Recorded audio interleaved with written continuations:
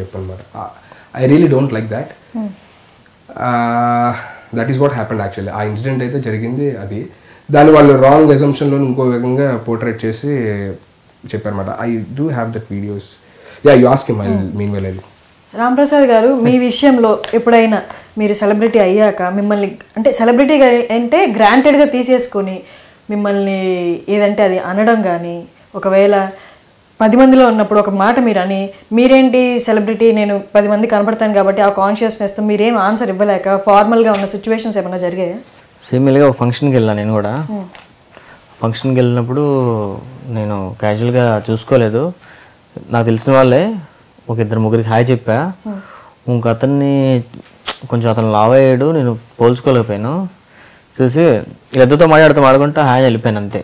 మామూలు క్యాజువల్గా వెళ్ళిపోయినా వెంటనే మెసేజ్ చేశాడు, నీకు బాగా పెరిగింది, ఇంత ముందులా లేవు నువ్వు. ఎవరు సార్, ఎవరు మాట్లాడుతున్నారంటే నన్ను చూసి కూడా మాట్లాడండి. నాకు మెసేజ్ పెట్టాడు అక్కడి నుంచే.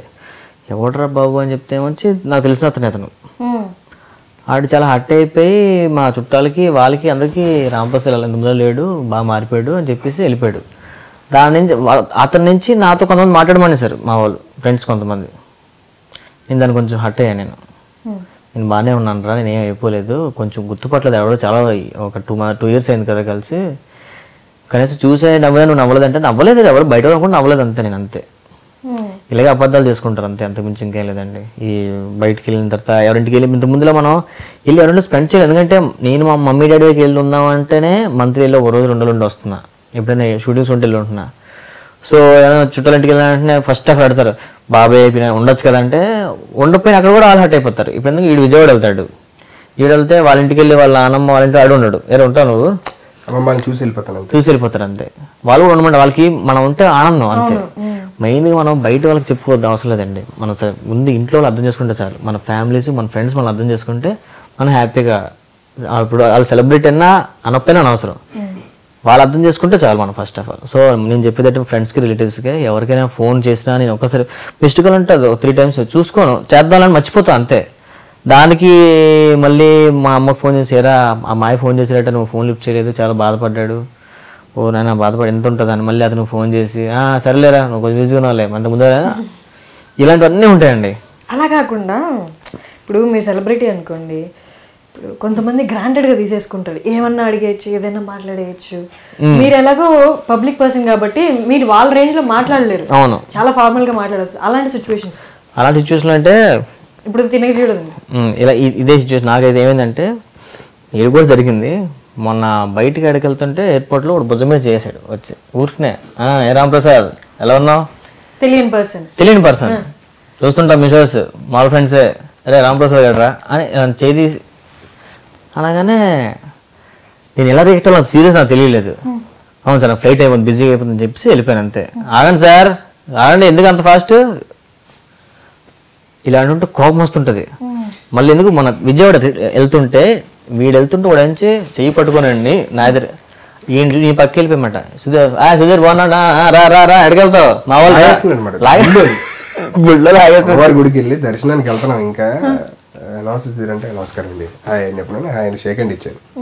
వెళ్తుంటే ఎక్కడికి వెళ్తావు, ఒక నిమిషం పని ఉంది అంటున్నాడు. నేను అంటున్నాను చూసి నాకు అలాంటి సిచ్యువేషన్స్ నేను అసలు కంట్రోల్ చేసుకోలేము అనమాట. You respect people, don't celebrity అంటే నాకు ఇష్టం. అసలు సెలబ్రిటీ అని ఎందుకంటారో కూడా అర్థం కాదు. మామూలు we're doing a job, people made a celebrity, జనాలు మమ్మల్ని సెలబ్రిటీని చేశారు. So treat us a normal human.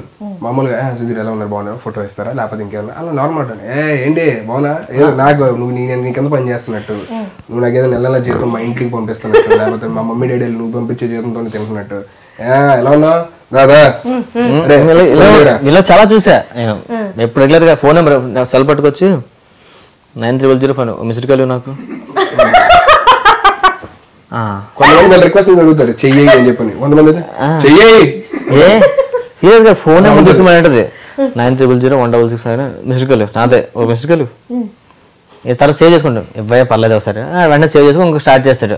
వాడు వెళ్ళి మళ్ళీ రాంప్రసాద్ 1 week తర్వాత గుర్తుపెట్టావా సార్, గుర్తుపెట్టలేదు సార్, అదే లాస్ట్ వీక్ ఎయిర్పోర్ట్లో కలిసాడు, అదే నా ఫ్రెండ్ వాడు మాట్లాడతాడు, నేతో మాట్లాడు, ఆ పక్కోడికి ఇస్తాడు.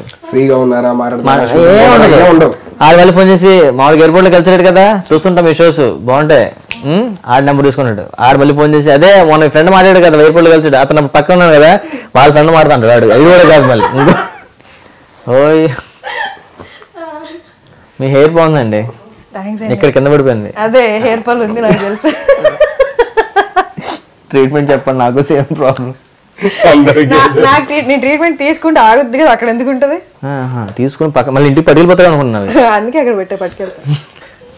నాకు ఈ కనుభవం అది ఇటువంటి హెయిర్ ఫాల్ అయిపోతుంది.